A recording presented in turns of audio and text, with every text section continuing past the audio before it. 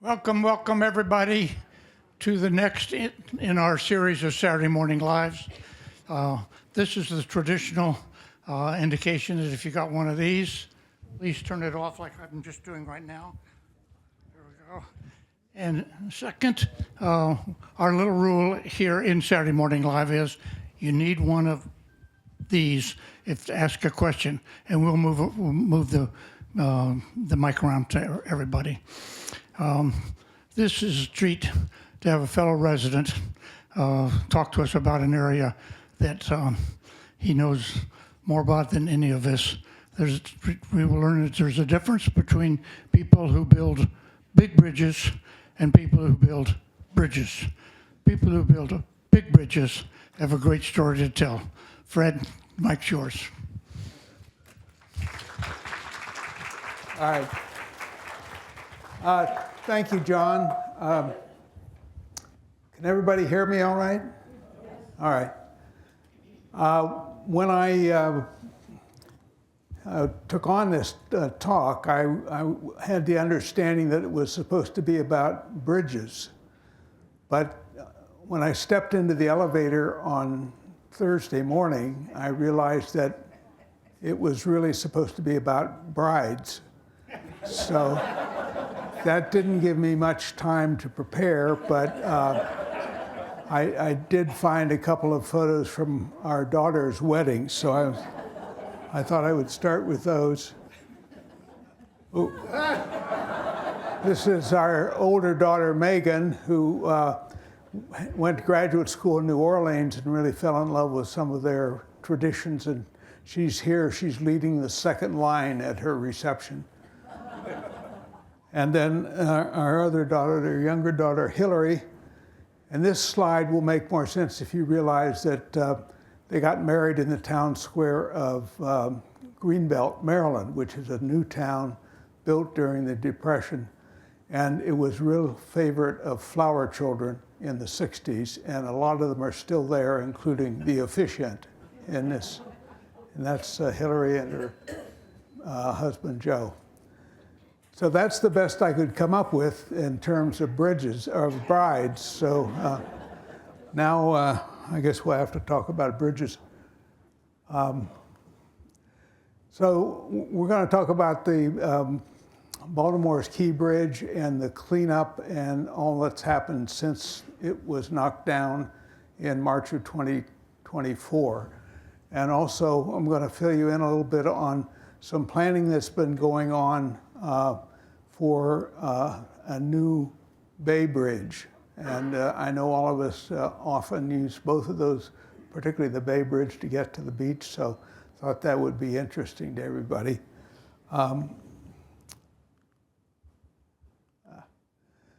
But first I'm going to talk a little bit about some of my favorite bridges, and one of them is the Brooklyn Bridge. Many of you ask me that question, what's my favorite bridge? And I usually use the Brooklyn Bridge because everybody's familiar with it. But actually my favorite bridge is this one. It's a bridge in Switzerland.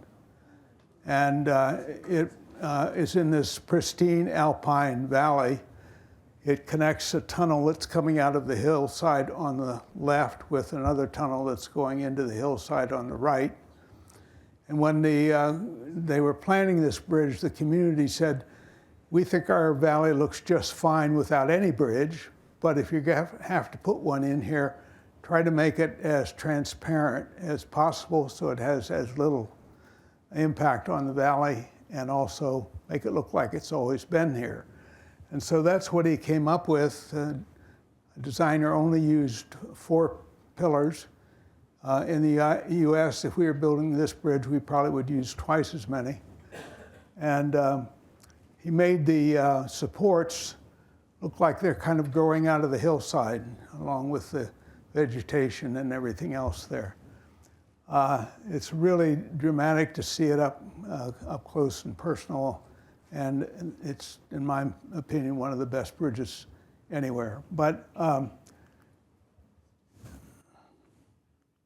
here's the guy who designed it, a man named Christian Men. And he's, in my opinion, one of the best bridge engineers of the 20th century. Pat and I had an opportunity to visit with him in about the year 2000. Had a very pleasant time with him, and he gave us a personal tour of the bridge. And really quite a fine gentleman to know personally. Okay. So let's get started with what we're talking about today. And I'm going to spend a little bit of time talking about the Maryland Department of Transportation because it's a little bit unusual in the way it's organized, and it is one of the reasons that they have had the success that they've had. It's also a kind of alma mater for me. The department was formed in July of 1970. And a week after it was formed, I joined the department. I was the 4th employee in the Office of the Secretary. So I feel like it's sort of grown up a lot since then, and it's really pretty remarkable, the story we're going to hear. But the big thing about the Maryland DOT is that everything having to do with transportation in Maryland is under one roof. And that includes the Ports Administration, which is a big player in this story. It includes transit systems in both Baltimore and Washington, the money for the Washington Metro. The state owns the Baltimore-Washington International Airport. And the second big player in our story today is the Maryland Transportation Authority, which runs revenue-producing projects, most of them bridges and tunnels in Maryland, and also things like the parking garages at the airport and that kind of thing. And then there's the Highway Department, where I spent 10 years after I left the Secretary's office, and even the Maryland's DMV is under the Transportation Department. And all of those people, all of those agencies report to one person, and that person is Paul Wiedefeld, who is, some of you who may follow the doings of Washington's Metro might remember him as he was the executive director of Metro for about 6 years.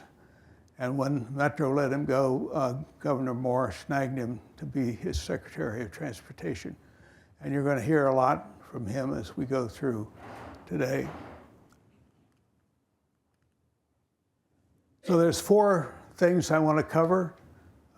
One is the cleanup, what they're planning to do with the new bridge, what their schedule is, and how they're going to finance it. And some of those things are still uncertain, so we'll talk about that as we go. The remarkable thing about the cleanup is that people predicted it would take 11 months, and it was done in 11 weeks. So 1/4 of the time that they had expected. And we'll talk about that a little bit, but first of all, I want to go through the events of the night of March 25th, 2024. In my talk that I gave a year ago in May, I showed the video of the actual crash with a collision with the bridge. Today I'm just going to show some stills from that, but just as a reminder, here's the bridge as it stood that evening. It really was a remarkable bridge. It was the 3rd longest bridge of its type in the world, and so it was a sizable bridge in the trade. So here's the moment of collision. And you can see where that arrow is, you can see a bump in the top member. And that represents the beginnings of the bridge falling. That member had torn apart at that moment and was beginning to fall. The Dolly, the container ship, had been drifting at that point for about 10 minutes. It had lost power. It was basically out of control. The pilot, the ship's pilot, had called the bridge police 10 minutes earlier and said, "Look, I'm out of control. The ship's drifting. It's got a lot of momentum," because it was going 8 miles an hour when the power, or 8 knots, when the power failed, and I don't know what's going to happen. So that warning had come 10 minutes earlier, and we'll hear some more about that. And then 23 seconds later, the last piece of steel went into the water. So if you remember that video, it just seemed to fall apart, the bridge. But these bridges are all made up of connected parts, and once you lose a couple of the main ones, the rest of the bridge can't stand. So in the morning, this is what people were looking at. And one of the things I'm really grateful for is Secretary Wiedefeld gave an address to the Baltimore Council of Foreign Relations in March of this year. And Gail Levy, one of our residents, was there and sent me a video of that presentation. So what I'm going to do this morning is use some excerpts from that video to allow the people who did this cleanup to tell the story in their own words. Now, this is the first time I've tried video editing, so it's a little uneven at parts, and I hope you'll be patient with us. Jennifer is standing by in the back to adjust the sound if we need to adjust the sound. So give us a little time to get those things straightened out. But let me... what I'm talking about here. And with that, I'll give a little bit on day one. Just very quickly, Bruce and I, we got the call about 1:50 or so in the morning. And having been in this business for a while, generally the first thing we hear is wrong. It's not that. And I was hoping this one was wrong, but it wasn't, is the reality. And as we were both racing to the site, and we were listening to the police and things like that, we knew it was for real. There was some misinformation or different thoughts of what had caused it initially, but then obviously that came to light very quickly. And I think this one photo, particularly the lower right-hand side there, this is basically the full force of the federal government there. You have Buttigieg, the Secretary of Transportation at the time. Further in the background is the head of Federal Highway Administration. The entire federal delegation was here. And really, you can almost see the shock on their face, as we're all trying to come to grips. This was shortly in the morning where we're just trying to give the lay of the land to the different stakeholders. And obviously, you can see the type of interest across the world in this instance. So with that, we'll do a little video to give you a little bit better feel of day one. It felt like several days that first day. The first thing, there's a level of disbelief. I mean, the bridge is still on the... This is unprecedented. Wow. Horrible, man. Knowing that there were millions of Marylanders who were about to wake up and realize something that was so certain to them, which is that the Key Bridge would be there the next morning, that was not going to be the case. And just realize the daunting task that we had ahead of us. It was both devastating and unbelievable to just imagine this not there any longer. Obviously, it's in the middle of the night, a lot of uncertainty with what's happening, just visually, even what's happening, but just total unbelief. The first time I saw what had happened was probably like most other people. It was the YouTube video that was out there. I saw that at 4 a.m. on the cell phone, and it was surreal too. I mean, it just, as many people have said, it just looked like it was a movie set and not something that really could have happened. I think it was. That video that everyone's seen hit X Twitter. And that was the moment I looked at my boss and went, the entire bridge is gone. That was the moment in my mind where I realized that the world has changed, that MDTA has changed, that Maryland has changed, that Baltimore has changed. That was, it's not just a partial collapse, not something that we can repair in a week or a day, that this was a disaster. I remember when I first saw the wreckage, it took my breath away. I thought about, and I was looking at all the divers and the workers who were in the water, knowing that that they were searching for individuals who we ended up losing. That we saw just how many people were out there, standing from their porches and looking and trying to get an understanding of what happened. We lost 6 people that day. And that's something, every time that I look at the gaping hole in the Baltimore landscape, I think about those 6 people, because they started their day doing what hundreds of people across the MDTA and MDOT do every day, which is repairing the roads so that they're safe for other people to drive on. Their day started out normal, and their families' days ended horribly. So that's kind of the shock of, dealing with that event. And then in the morning, when the light of day, you see that the bridge is still there, but it's draped across the bow of the dolly, and but for the most part, it's gone, or it's underwater.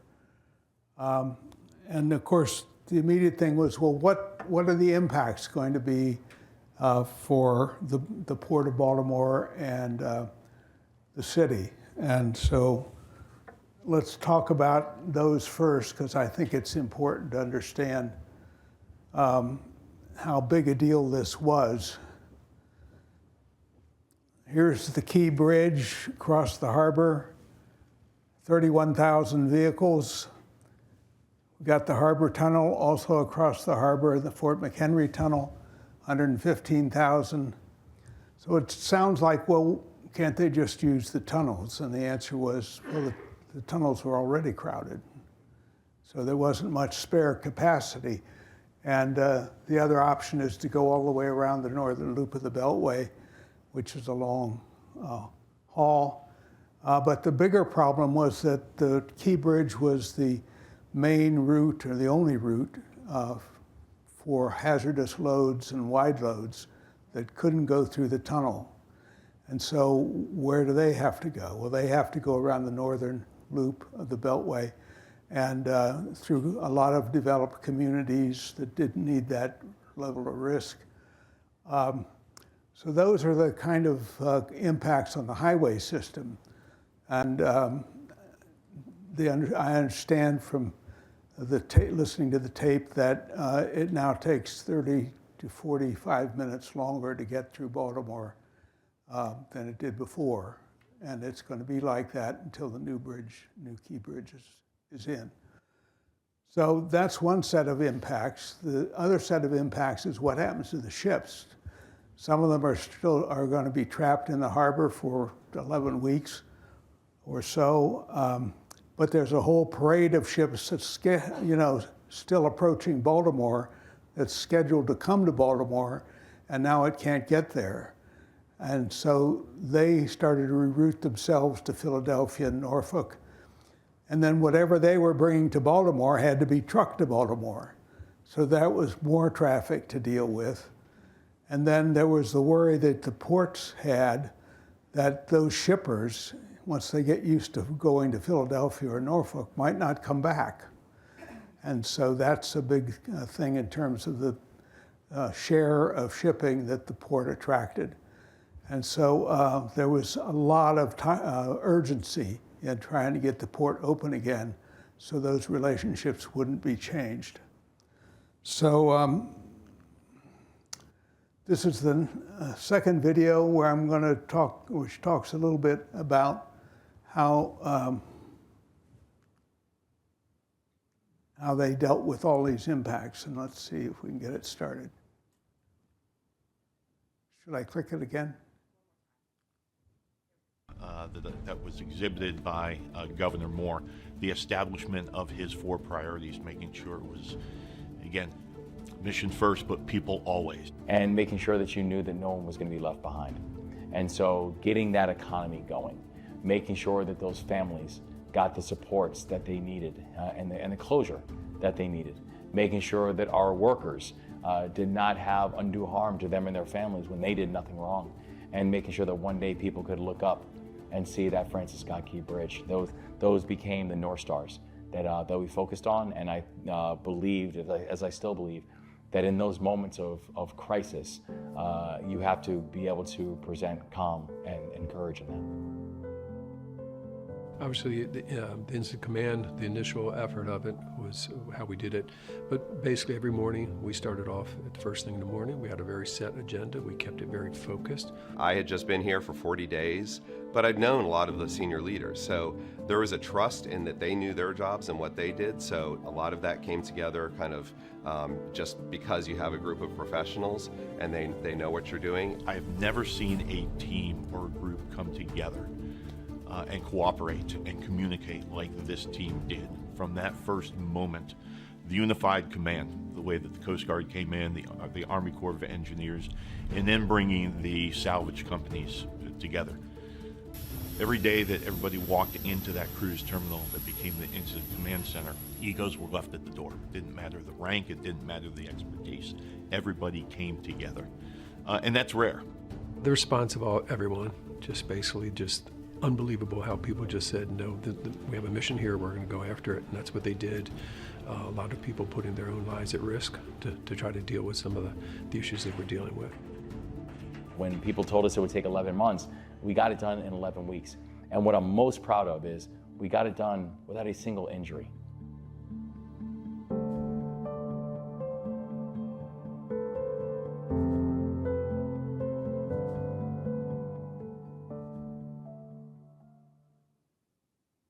As the governor mentioned, and it was mentioned in the video, there were 4 directives from the governor.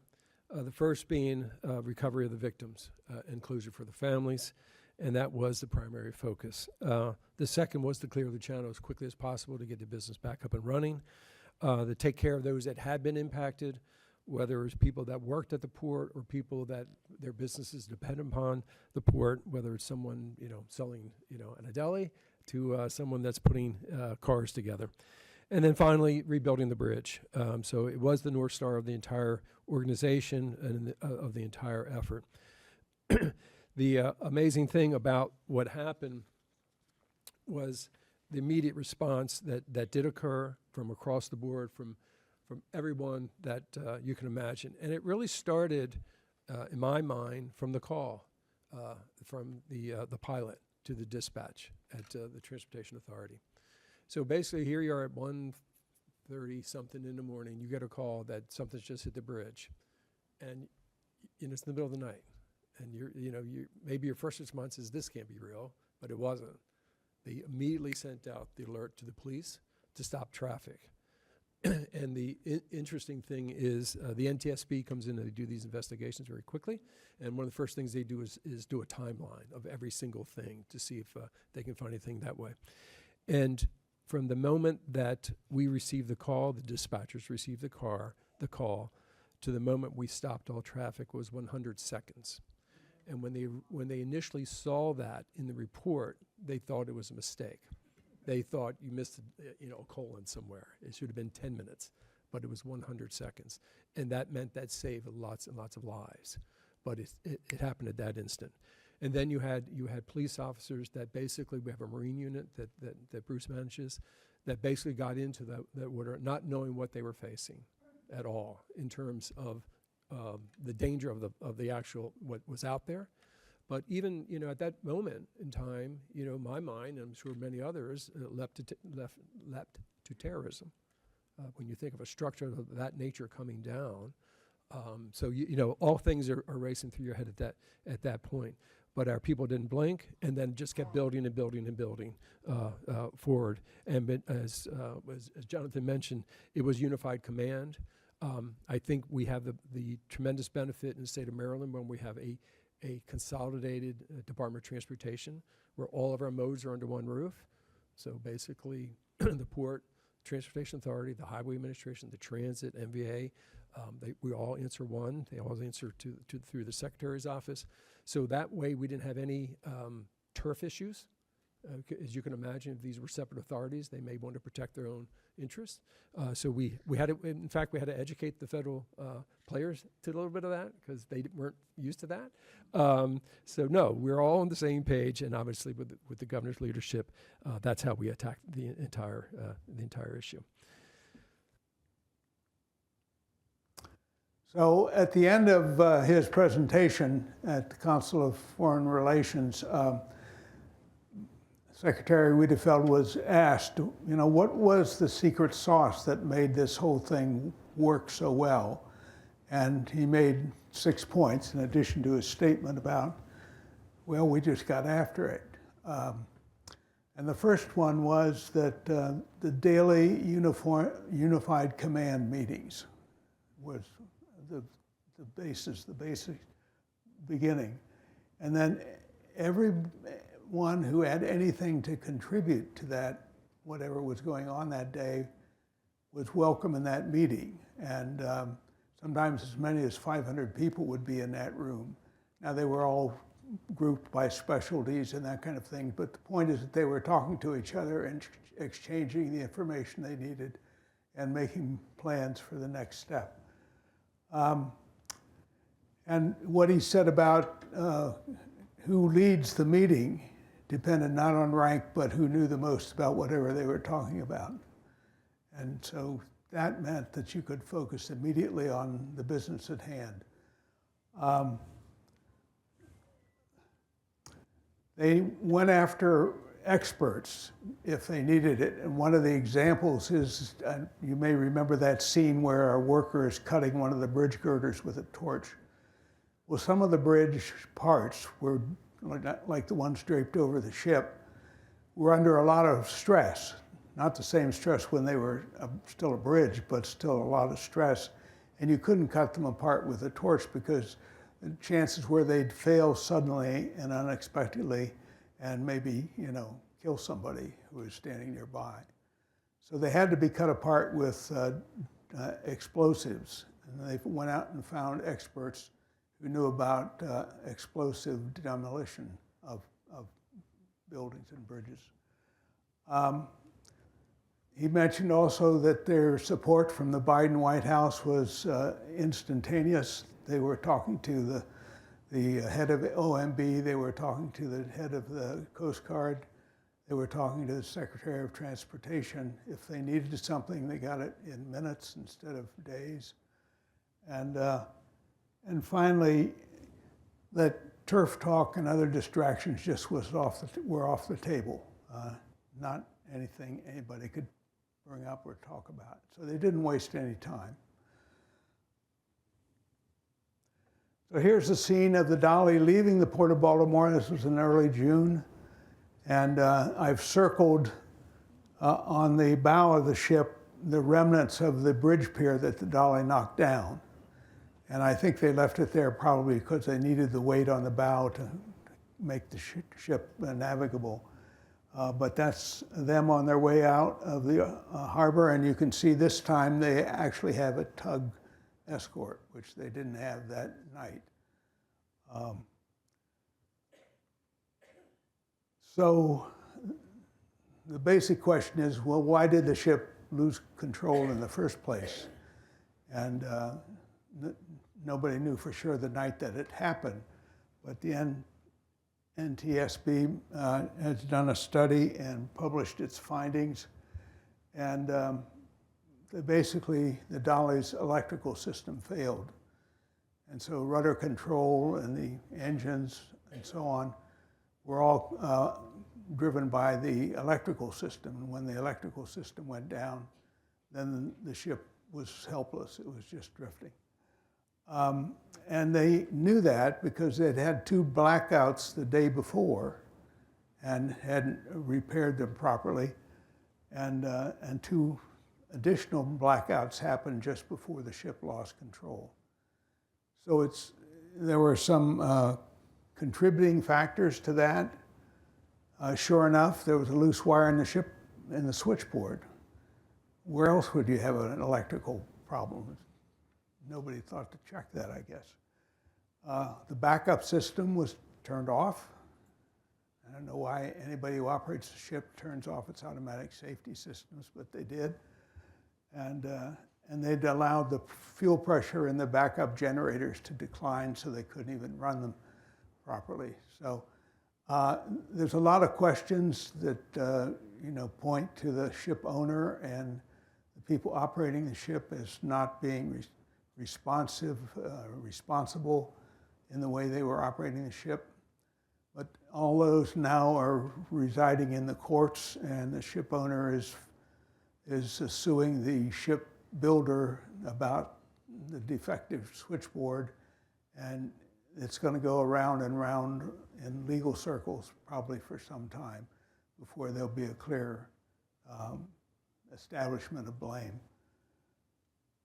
So with that, let's talk about the new bridge, much happier news. And this is just a reminder that this photo that I'm using as a backup image was taken with a very long lens camera. And so it makes the Inner Harbor, which is the center of Baltimore, in the center of the photo, look much closer than it actually is to the bridge site. It's actually 6 miles from the Inner Harbor to the bridge site. And so if you were in the center of Baltimore, it was really hard to see the Key Bridge. And looking out in that direction, you just sort of saw a shape on the horizon. So that's going to be affected by what the changes that are coming. So what has the Maryland Transportation Authority done so far? The first thing they did is they hired a design builder team. And here's some material from their websites, and you can see that they've hired people that are used to building big bridges. This is International Bridge Technologies. It's based in San Diego, but it actually operates all over the world, and a very well-regarded firm. The builder is Kiewit, and they also build big bridges and a lot of other stuff. And so they've got a very good team working on the project. And what the deal they made is that they hired this team based on their credentials, their track record. And then they're preparing the design and making cost estimates. And then they have the right to negotiate, the sole right to negotiate a contract for construction. And if that's acceptable to the Transportation Authority, then they'll do the construction too. And that's a fairly standard way of doing things these days. And here's what they're thinking about with regard to the new bridge. They've decided that it needs to be larger. First of all, it's going to be higher, 230 feet as opposed to 185. So the clearance below the bridge is going to be significantly higher. The distance between the main pylons goes up from 1,200 feet to 1,600 feet, so an increase of almost 30%. And that's mainly because ships are getting bigger, and they've got to recognize that, and that's what they've done. The height of the bridge is going to be significantly more, and almost half again as tall, maybe a little more than half again as tall. So it's likely that this bridge will be more visible from the city center than the old one was, and may even turn into somewhat of a symbol of Baltimore, similar to what the Golden Gate is to San Francisco, and I kind of hope that's the case. This bridge, it's called, the bridge type is called a cable stay bridge, and since about 1985, it's become the standard type of bridge for bridges of this size. So they're not doing anything that's way off base. There's been hundreds of these bridges built around the world, and they're going to build another one. And then the total bridge length is a little bit longer because the bridge is higher and cars have to get up higher. But it's more or less in the same footprint as the existing bridge. So that means that the environmental impacts and those kind of things are going to be similar. And now I'm going to show you a video that the Transportation Authority has made that shows the old bridge sort of morphing into the new bridge. And there's no sound on this, Jennifer, so.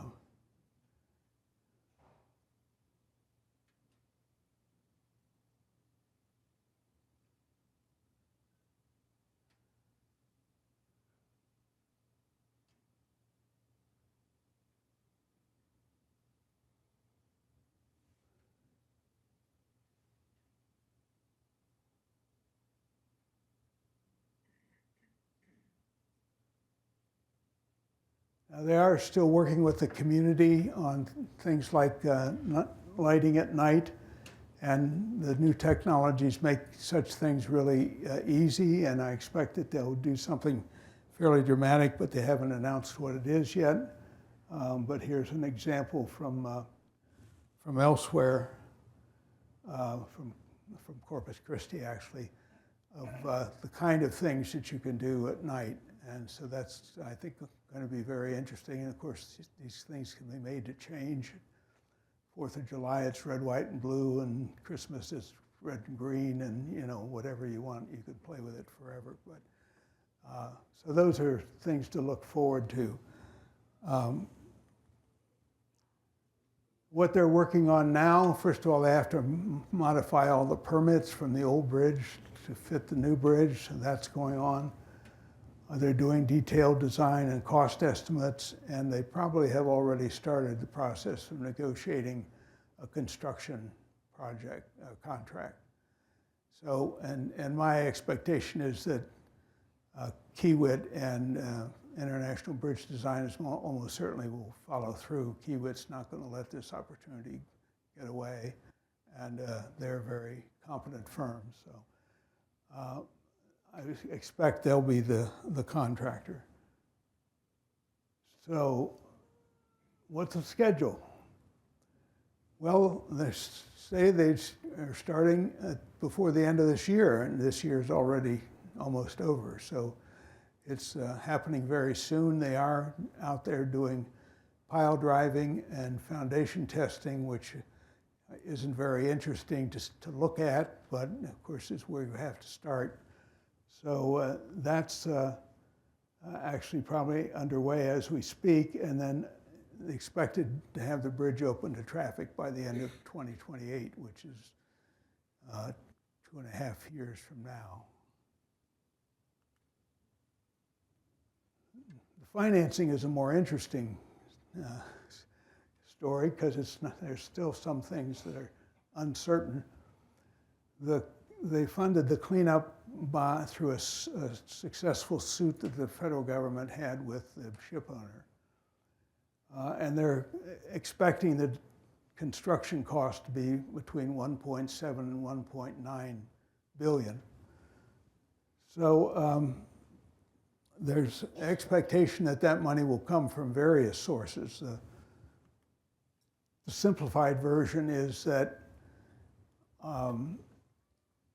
the MTA had about $250 million in insurance on the old bridge, that they'll use that.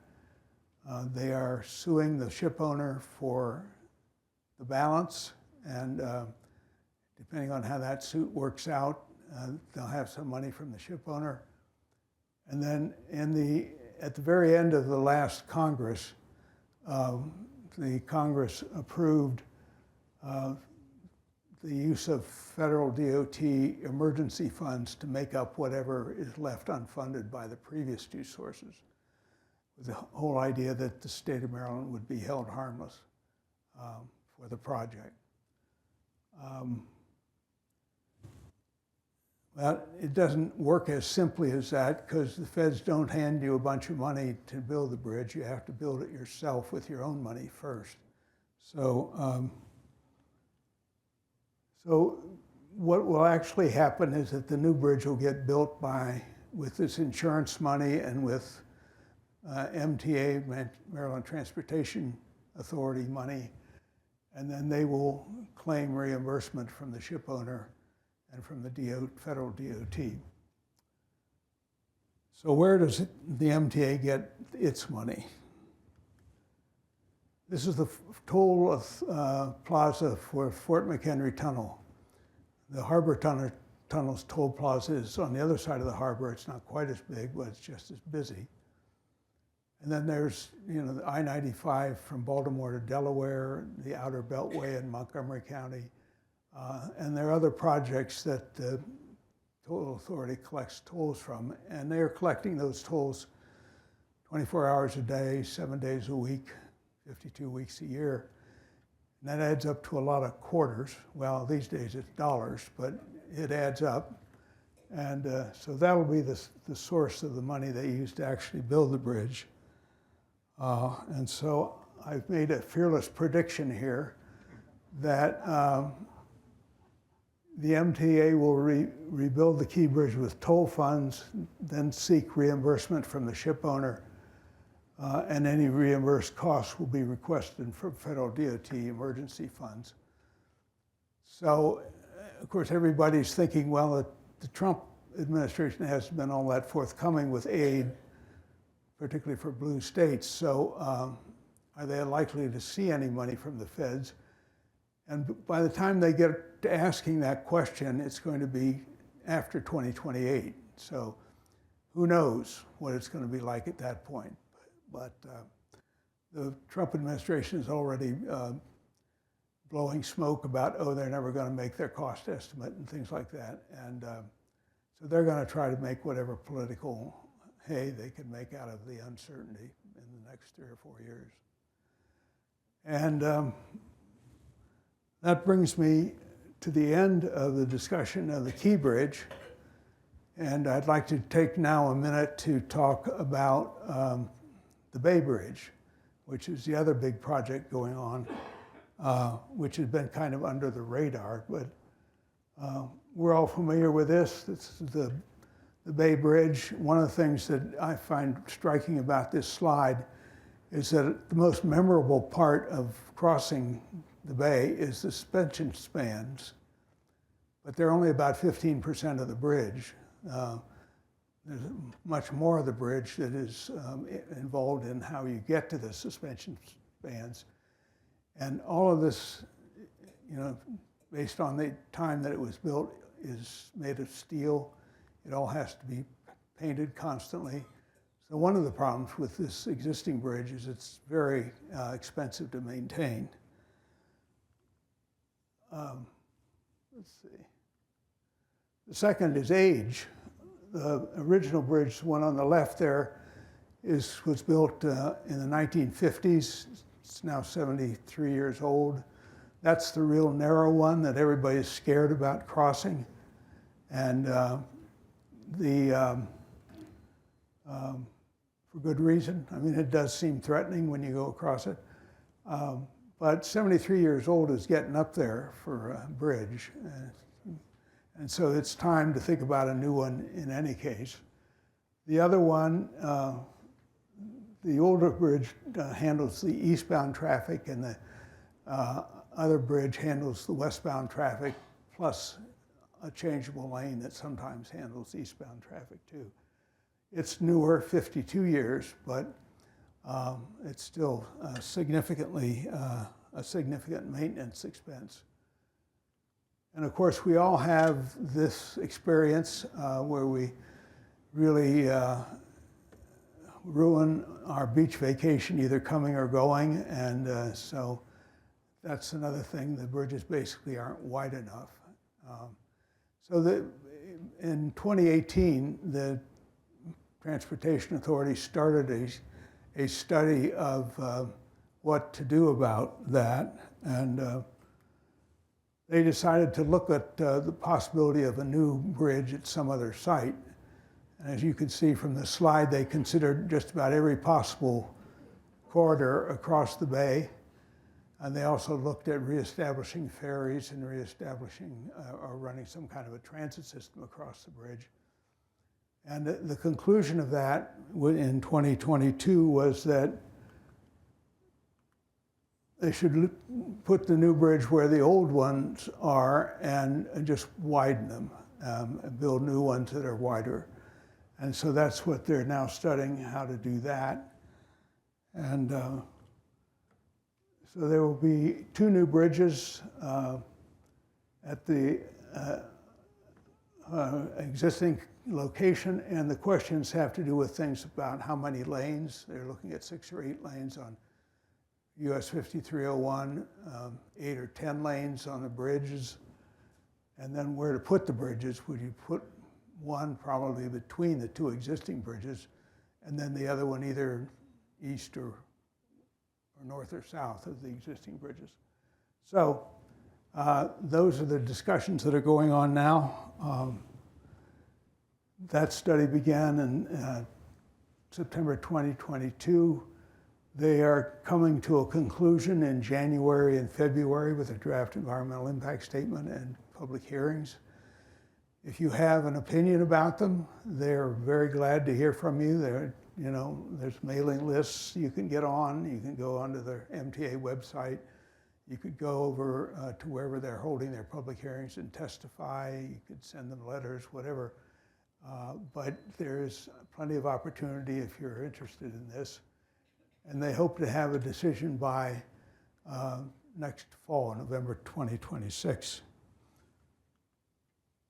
And then after that, they need to design the bridge, and they plan to get to starting construction of the first bridge, because I'll have to build them one at a time, in the summer of 2032, probably finishing that first bridge in 2035. And then the second bridge would be 2038. So still a long time, particularly for those of us in this age bracket, but still, it's coming, And so, and that, the last thing I wanted to show was what are those bridges probably going to look like. Well, this is a bridge that's just been finished in New York, crosses the Hudson River, and was named for a famous politician. And it will be about this width, but the bay bridges will be longer, but it's probably going to look something like this. So that's the end of my presentation, and I'm glad to answer any questions.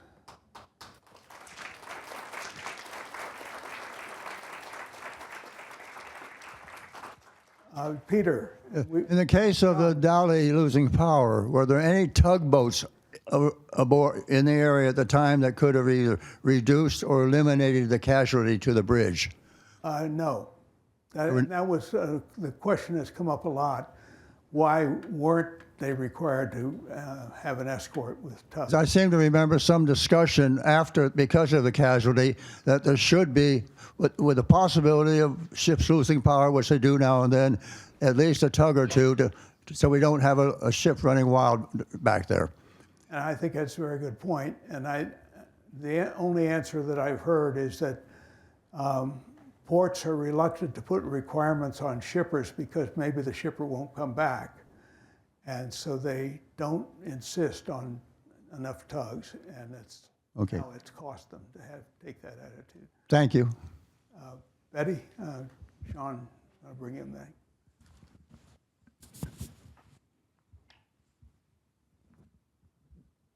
You were very wonderful explaining all of this. I am appalled that this Dally, there was how many tons, I forget, you told us last time, it weighs, is able to have the audacity to keep going when they had 2 or 3 breakdowns the day before. To me, that is absolutely criminal. What if this had happened during the day and you had hundreds of people driving back and forth across the bridge? It would have been even worse. So I guess my question is, how can we help make sure this never happens again? I don't think those big things should be let go by themselves like that. I think one way is, I believe it's the Coast Guard that's supposed to inspect vessels before they leave port, and they obviously didn't do the job they should have done. And the whole question of assigning tugs, encouraging the port authority to require ship owners to provide tugs, at least to get past whatever obstacles they might have. All of that sort of above my pay grade. I'm not an expert on international shipping, and that's really where the problems originate. I think ship owners get away with a lot because ports are so anxious to have them come and call it their port. Yes? Will the supports of the old bridge be taken down before the new bridge is put up? Otherwise, you'll have 2 sets of the supports. Yeah, they'll all be demolished. Usually they demolish them down to the mud line. And that's going on right now. Would the new bridge be able to withstand a similar strike?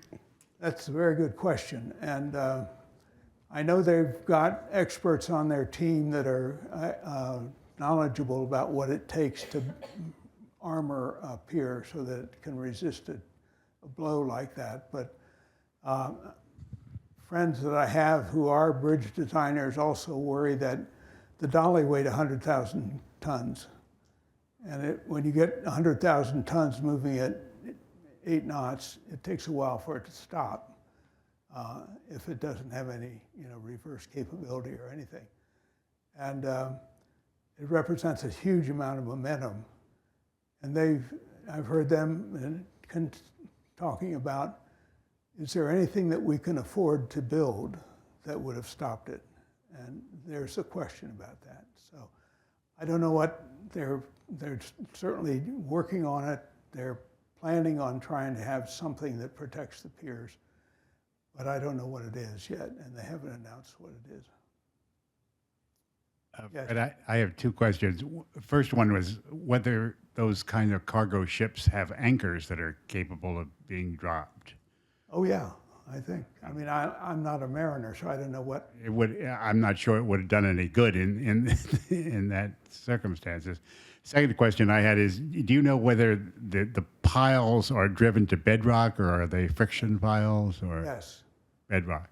And they're probably not actually piles. They're probably drilled caissons, drilled shafts that are 6 feet in diameter and steel shell filled with concrete, and it goes all the way down to bedrock. Anybody else? Well, thank you all very much, and I'm glad you enjoyed it.